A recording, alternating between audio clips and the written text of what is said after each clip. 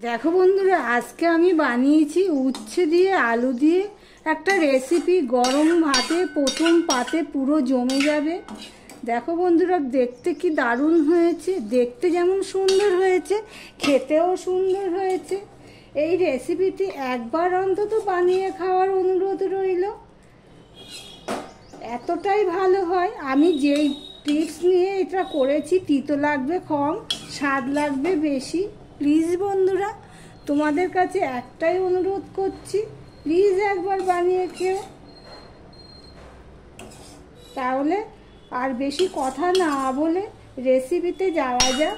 দেখো বন্ধুরা, পুরো ভাতও এই দিয়ে খেয়ে নিতে পারবে। নমস্কার বন্ধুরা, আপনারা দেখছেন কুকিং হাউস অফ অনিমা। আজকে একটা উচ্ছের রেসিপি তোমাদের সাথে শেয়ার করব। সম্পূর্ণ নিরামিষ, পেঁয়াজ রসুন ছাড়া একটা রেসিপি। নিরামিষের দিনে, গরমের দিনে এই রেসিপিটা গরম ভাতে জাস্ট জমে যাবে। তাহলে তোমরা দেখতে থাকো বন্ধুরা। সবার প্রথমে আমি উচ্ছেগুলো কেটে নেব। উচ্ছেগুলো কিভাবে কাটছি দেখতে থাকো। উচ্ছেগুলো আমি লম্বালম্বি করে কাটবো।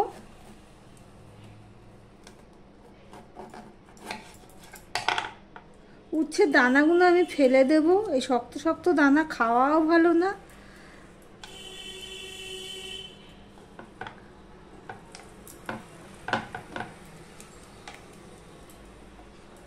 দানাগুলো ফেলে দিলাম। এইবারে উচ্ছেগুলো আমি এইভাবে লম্বা লম্বা করে কেটে নেব।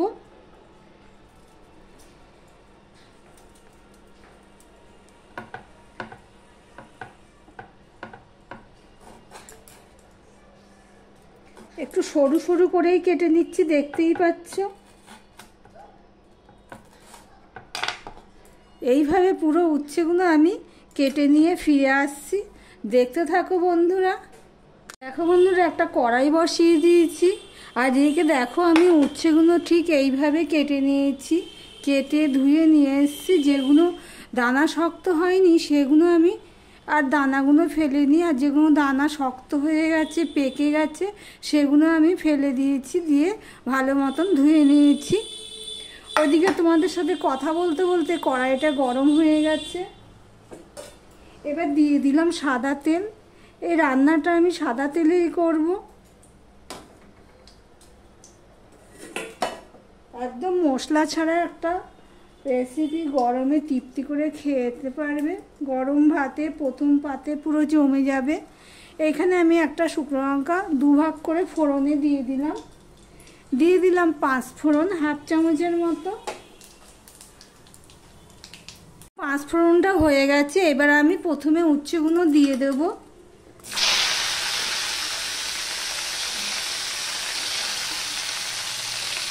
এখন নুন হলুদ কিছুই দেবো না।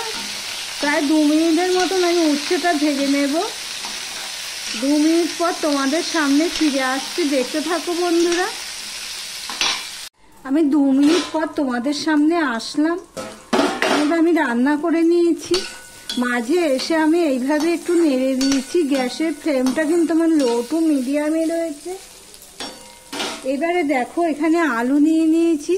উচ্ছে যেভাবে কেটে নিয়েছি সেইভাবেই পাতলা পাতলা করে আলু কেটে নিয়েছি। এবার সেটাও আমি দিয়ে দিলাম। উচ্ছেটা আগে তেলের মধ্যে এইভাবে দিলে কি হয়, উচ্ছের যে একটা তিতো ভাব সেটা অনেকটাই কমে যায়। এতে করে যারা উচ্ছে না খায় তারাও খেয়ে নেবে, তিতোটা কম লাগবে। এই পর্যন্ত যারা ভিডিওটি দেখছো, লাইক দিতে ভুলে গেছো, চট করে একটা লাইক দিয়ে কন্টিনিউ করো। এবারে আমি এর মধ্যে দিয়ে দেব নুন। দিয়ে দিলাম অল্প একটুখানি।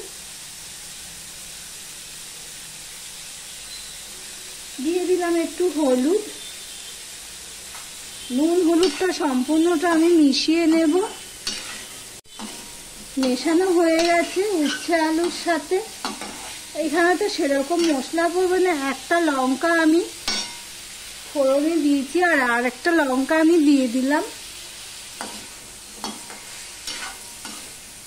এবার ঢাকা দিয়ে দিয়ে আমি তাহলে রান্না করতে থাকবো। আমি এখনো পর্যন্ত জল টল কিছুই দেবো না, দেখতে থাকো বন্ধুরা। দেখো আমি ঢাকা দিয়ে দিয়ে আমি ভাজতে রয়েছি ফোড়নটা দিয়ে। আলুটা প্রায় অনেকটাই সিদ্ধ হয়ে গেছে, আমি কেটে দেখেছি। তবে তোমাদের সামনে আর একটু আমি কেটে দেখাচ্ছি, কেননা যেহেতু এটা এখনো জল পড়েনি, বারে নাড়তে হচ্ছে। এবারে দিয়ে দিচ্ছি টমেটোটুকু। আমি এখানে একটা টমেটো কেটে রেখেছি, সেই টমেটোটুকু দিয়ে দিলাম। এই পর্যন্ত যারা ভিডিওটি দেখছো লাইক দিতে ভুলে গেছো, চট করে একটা লাইক করে দিও। আর আমার ভিডিওটি যদি ভালো লেগে থাকে প্লিজ লাইক কমেন্ট শেয়ার করে দেবে। আর যারা নতুন বন্ধু ভিডিওটি দেখছো এখনো পর্যন্ত সাবস্ক্রাইব করোনি, তাদেরকেও বলবো চ্যানেলটি সাবস্ক্রাইব করে পাশে থাকার জন্য। দেখো এইভাবে ভালো করে ভেজে নিলে কি হয়, তিতোটা অনেকটাই কম লাগে, কিন্তু খেতেও খুব টেস্টফুল হয়। এবার আমি এখানে অল্প একটু জল দিয়ে দিলাম। দেখো বেশি জল দিইনি, অল্প জল দিয়ে দিচ্ছি। সাথে আমি এখানে দেখো সর্ষে পোস্ত আর একটা কাঁচা লঙ্কা আমি বেটে নিয়েছি, সেটা আমি দেব, যতটা লাগবে ততটা দেব।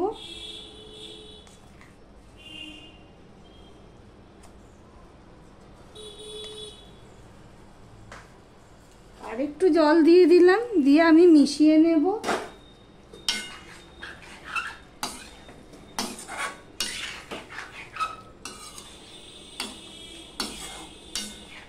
কেননা এখানে আলুও সিদ্ধ হয়ে গেছে, তরকারিটা বেশি ঝোল তো হবে না, রসা রসা হবে, সেই জন্যই আমি আর একটু জল দিয়ে